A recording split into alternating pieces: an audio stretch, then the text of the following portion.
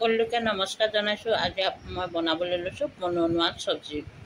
পনৌনোৱাৰ লগত মিঠা মাছ দি পিঁয়াজ, ৰচুন, জলকীয়া এইবিলাক কাটি লৈছোঁ। প্ৰথমে মিঠা মাছখিনি মই বইল কৰি লৈছোঁ অলপ গৰম পানী।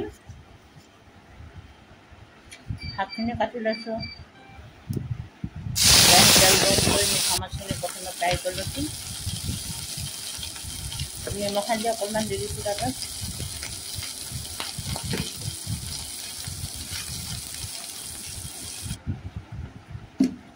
মিঠা মাছখিনি কাঢ়ি আকৌ কেৰাহীত অকণমান তেল দি তাতে পিঁয়াজ,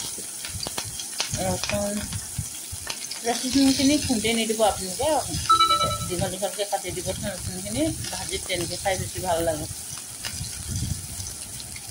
আৰু জলকীয়াখিনি তাতে মই দি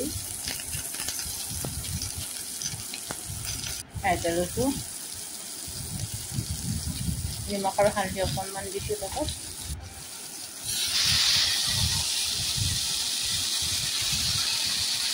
পনৌনোৱা শাকখিনি দি তাতে মই ভালদৰে ভাজি ল'ম এতিয়া।